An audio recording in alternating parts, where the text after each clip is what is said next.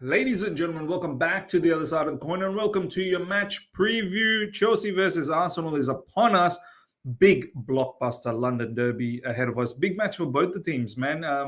Look, I'm not going to come to this particular preview and give you these fake positivity, which honestly will come across fake. I can only be real. I can only be how I feel at the moment, and that's what I want to present. I can't just come here and show immense lot of chest the way I did against Man United. Against Man United was warranted. That team I don't rate. This team, look, it's not the same thing. And I understand they're not in the same position. Their form isn't the greatest at the moment, but nonetheless, Arsenal are no mugs at all. They're very, very difficult.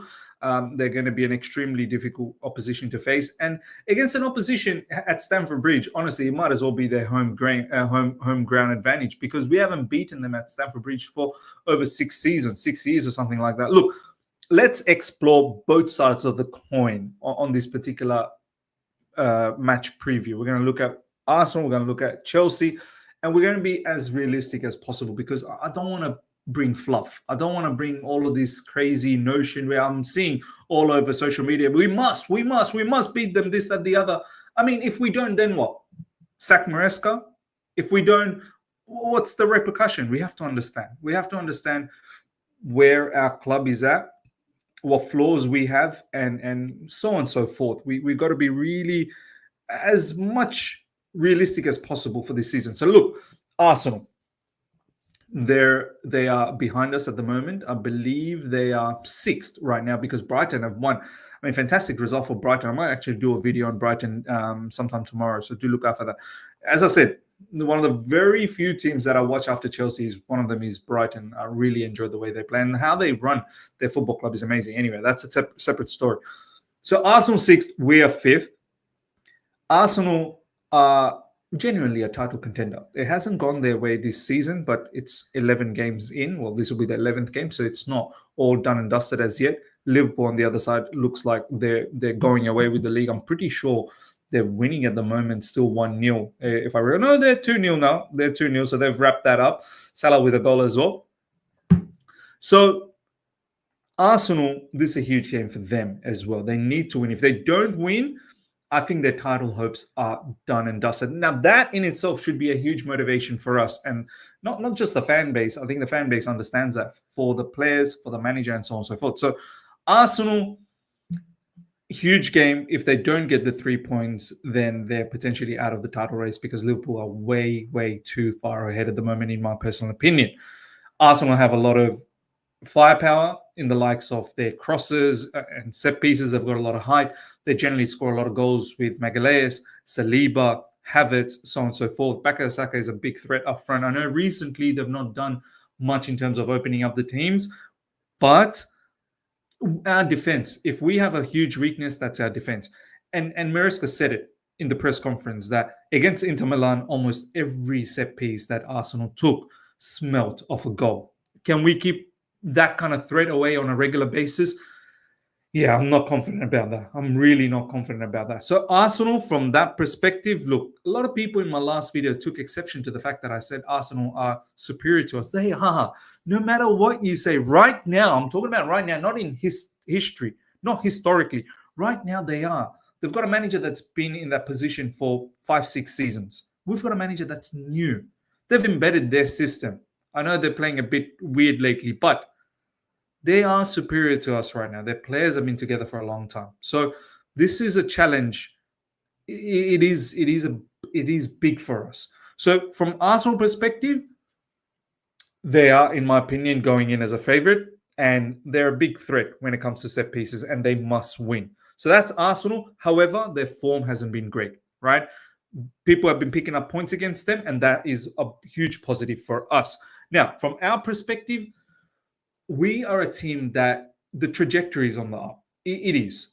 But we seem to, as a team, lack that mental capacity to unlock some of these big games against big oppositions, whether it's City, whether it's Liverpool, whether it's Man United, now it's Arsenal. We don't seem to yet have that added edge, that edge at the moment to get over the line. Now, that should act as a motivation that we want to prove. Players should feel that we want to prove the fan base wrong and get the victory and for themselves as well. the fan base obviously wants a victory here. But for the players, just to get over that mental blockness, the mental block that they have, push yourself to get that victory. So that's one motivation. The second motivation is we get this win against Arsenal, or even if we can get a draw, that pretty much, I think, is the end of Arsenal's title hopes. And that would be sensational to be able to put them under the mud. Us, Chelsea Football Club, being able to cancel out their title hopes for this season, that would be sensational. That's the other motivation. However, having said all of this, defensively, we're shaky. None of our defenders seem to have flawless matches ever. I've not witnessed a single flawless match from any of our defenders. Yeah, they've had good performances, but it's never been flawless. Whether it's Wesley Fofana, whether it's Levi Colwill, whether whoever else, everyone's always making some level of mistake. And the way we concede generally from crosses or set pieces, it's very difficult to sit here and say that confidently that, we're going to be able to do what Inter Milan did. We're going to be able to do what Bournemouth did. We're going to be able to do what Newcastle did in recent times against us. Very difficult for us to sit here and do that. That is probably one of the huge criticism towards Enzo Maresca, that since he's taken over, I really thought our defense is going to be watertight, but it's not. So look, Arsenal, they've got threats. We have threats as well, but Arsenal's defense is not that bad. I know they've leaked goals in recent times, but overall, it's not that bad. The thing that Arsenal have over us is their set pieces.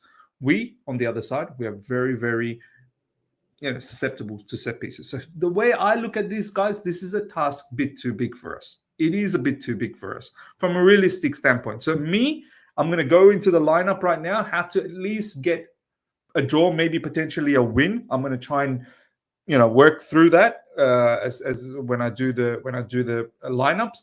But right now, I've got Arsenal as the favourites, and for me, it's a huge task to get a victory. Huge task. Me personally, I think the best we can do is probably a draw. I want to be proven wrong. 100%, I want to be proven wrong. But I do think this is a task a bit too great for us. So let's see. Hopefully, I am proven wrong. So this is what I would do, ladies and gentlemen. I'm going to show the formation on and off the ball. This will be my lineup. I'm going with, obviously in goalkeeping position, I'm going with Sanchez. I think that is undoubtedly the selection. Jurgensen played in the Conference League, and that's where he's going to be for the time being. In the left-back position, I'm going to play with Cucurella, but I'm going to show you what I'm going to do. Much like what Malo Gusto does on the other side, I rather have Cucurella do that on this side. In the back line, I'm going to have Colwill, and this is where you guys might get a bit shocked. I'm about to drop someone, and this is probably my first bombshell here. I'm bringing in Tosin because I need a bit of height. Set pieces, I need height. I need to be able to combat their threat. And I am, ladies and gentlemen, I am dropping Reece James. I know he's our captain, and I know a lot of you guys might not agree with this, but I am dropping him purely because I need the height advantage. And I'd rather have Cucurella bomb up on the left side, because if I have Reece James on the right side, I can't really have Reece James bomb forward. His legs are not going to be there. So essentially what I'm going to do is it's going to be a back three. It's going to be a back three of Colwill, Tosin, Fofana. So let me just do the team first, and then we're going to do the tactics. In the middle, I'm having Lavia, undoubtedly, and I'm having Caicedo. And then let's look at, and that midfield selects itself. That's the double pivot that Maresca likes, and that's the double pivot that's going to give us the most control and athleticism and physicality. Up front, I've got Jackson. He comes back. There is absolutely no doubts about Jackson and his work rate. Far superior at the moment than anyone else. Now, Cole Palmer, I don't know, ladies and gentlemen. It's a mystery. Is he injured? Is he not injured? Is he going to be able to play? I mean, he hasn't trained. If anything, he might have just trained today, and that'll be the one session before the game. I'm not sure if that's the greatest preparation, but if he is somewhat fit, maybe he needs to play. Don't be shocked if Cole Palmer doesn't play, and it's a midfield of Enzo Fernandez included with Lavia and Caicedo. But at the moment, I'm going with Cole Palmer because I need my star player to play, or else what sort of threat am I going to have up front? And in the wings, I'm going to have Pedro Neto,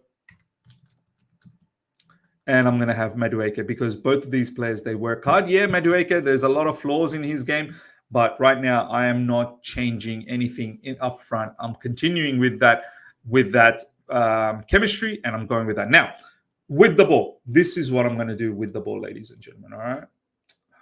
Why does this do this? Okay.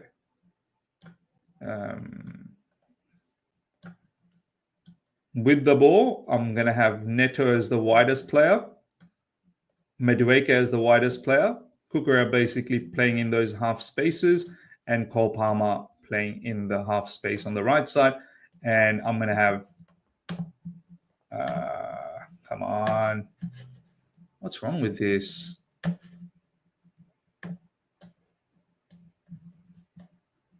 That's strange. I can't seem to move Colwell down. Colwell doesn't want to come down. Well, that's...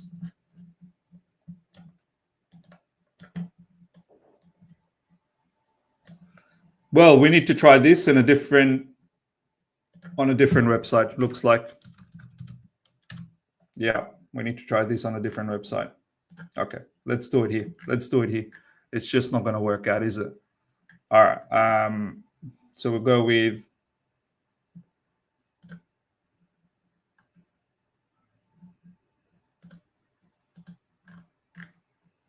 What's happening?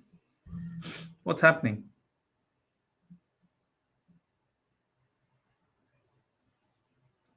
Why is everything screwing up?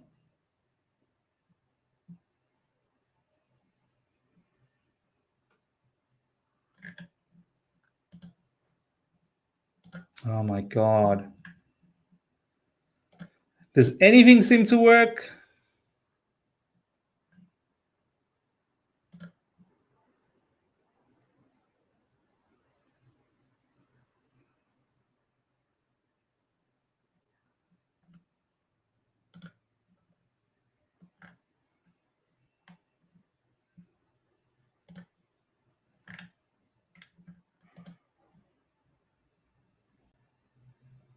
No. Okay. Looks like we're not going to be able to do that. So we just continue. So basically, yeah, just imagine this is the lineup.